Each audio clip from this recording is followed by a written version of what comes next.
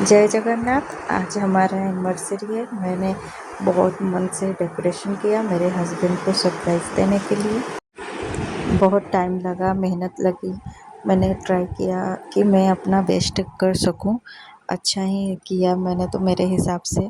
वैसे मैंने उनके लिए सरप्राइज़ प्लान किया था, पर वो ऑफिस से थोड़ा जल्दी आ गए। जब मेरा डेकोरेशन मतलब कंप्लीट हो ही गया था, बस थोड़ा सा ही बाकी था, पर उन्होंने देखा और बिल्कुल ही सरप्राइज़ हो गए। मुझे बहुत अच्छा लगा, बहुत खुशी हुई। उसके बाद उनके आने के बाद मैंने सारे डेकोरेशन कर लिया था और हम गए थोड़ा सा घूमने के लिए जगन्नाथ मंदिर, क्योंकि हमारा आज एनिवर्सरी है तो भगवान को थैंक्स बोलना है, क्योंकि हमारा लव मैरिज था।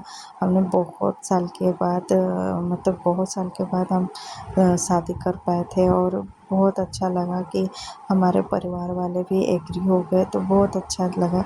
आज वो सारी यादें ताज़ा हो गई, तो हम रेडी हुए और निकले जगन्नाथ मंदिर।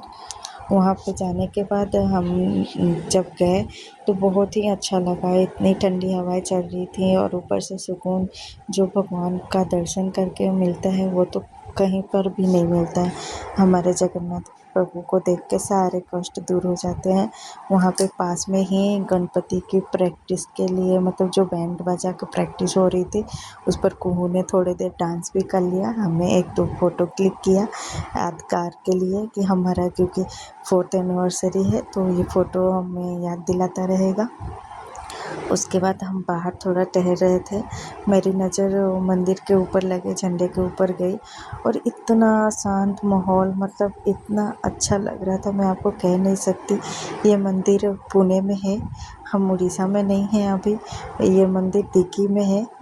बहुत ही अच्छा लगता है, हमें उड़ीसा का फ़ील आ जाता है वहाँ जाने के बाद। तो अगर आप पुणे में रहते हो तो आप उड़ीसा के अगर हो तो आप एक बार ज़रूर जाओ, दर्शन करो। देखिए फाइनल लुक, हम आ गए मंदिर से और मैंने बोला चलो अब केक काट लेते हैं। सरप्राइज़ तो आपने देख ही लिया, तो ठीक है। कुहू और मैं दोनों केक लेके आ गए केक कटिंग करने के लिए। कुहू बहुत एक्साइटेड थी, उसे केक देख के पता नहीं क्या इतना मज़ा आता है। वो बहुत एक्साइटेड होके सीधा मम्मा केक काटो। मैंने बोला हाँ थोड़ा रुक जाओ। क्योंकि उसके पापा के एक बेस्ट फ्रेंड है, वो आ रहे थे हमसे मिलने के लिए। वो आए और एक और केक लेके आ गए, तो उतने में हमारे पड़ोस के लोग भी थे जिनको हमने बुलाया। क्योंकि खुशी के मौके में अगर अपने साथ हो तो अलग ही मज़ा आता है। फिर उनके साथ मिल के हमने केक काटा।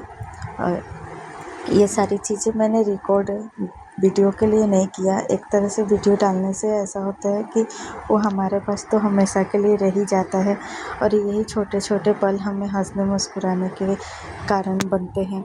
क्योंकि बाकी सब चीज़ें कैसी होती हैं हम भूल जाते हैं, पर ये सारी चीज़ें कैसी होती हैं हमें बहुत अच्छा लगता है बार बार देखना, रिवाइंड करना। देखो जैसे कि मैंने डेकोरेशन में पीछे मेरी वीडियो चला रखी है मैरिज की, बहुत अच्छा लगा मुझे। जितनी बार भी मैं मेरे मैरिज की वीडियो देखती हूँ मुझे ऐसा लगता है कि आज ही मेरी शादी है, और इतनी खुशी होती है कि मैं बता नहीं सकती हूँ। हालांकि इस बीच में हमने मस्ती भी बहुत किया। हमारे पड़ोस के भैया आए, वो बोले क्या इतना रूखा सूखा सेलिब्रेशन कर रहे हो, थोड़ा गाने वाने तो लगा लो। फिर उन्होंने गाना लगाया, और फिर भैया ने भी केक लेके आए थे तो केक को भी रखा। फिर हमने केक काटा।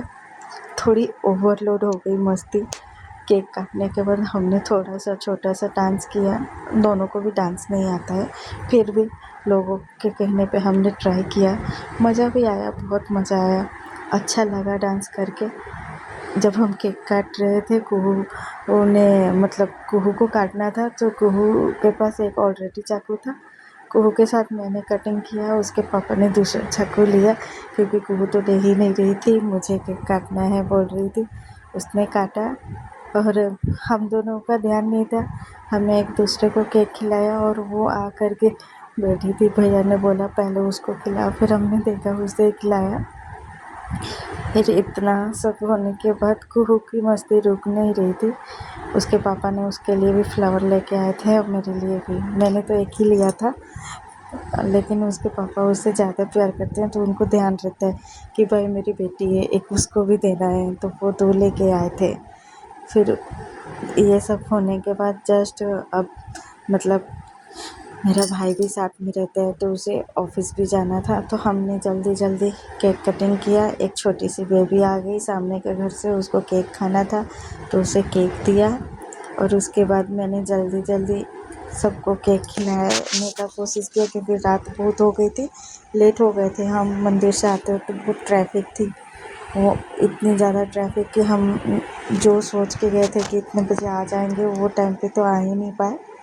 फिर बस इतना ही करने के बाद भी ठीक था। हमारा स्पेशल रहा एनिवर्सरी, मुझे बहुत अच्छा लगा, क्योंकि इतना ख़ास मतलब हर बार कैसा होता था, मैं बहुत बड़ी पार्टी करती थी, पर इस बार सिर्फ हम दोनों थे, तो बहुत अच्छा लगा, मज़ा आया। मुझे लगता है एनिवर्सरी कपल को सिर्फ साथ में मनाना चाहिए, पार्टी वगैरह तो होती ही रहती हैं। तो देखो हमारा डांस, इस बीच में हमने थोड़े से फ़ोटो भी क्लिक करवा लिए, अकेले करवा रहे थे, बीच में कुहू आ गई, उसको छोड़ दिया था। बाबा वो कैसे छूट सकती है हमारी फ़ोटो बिगाड़ने तो आ ही जाती है। फिर हमने डांस किया, ये आता तो किसी को भी नहीं है, फिर भी कर लिया जैसे तैसे मज़ा आया, पर अच्छा था। उसके बाद बस ऐसे ही हमारा एनिवर्सरी सेलिब्रेट कर लिया। मेरी तो हंसी ही नहीं रुक रही थी, क्योंकि ये 4 साल में फर्स्ट टाइम मैं इनके साथ डांस कर रही थी। एक बार और डांस किया था मैंने मेरे भाई के साथ में, हाँ 2-3 मिनट के लिए ही, लेकिन इनके ये अलग अलग रूप देख के मुझे बहुत ही आश्चर्य होता है।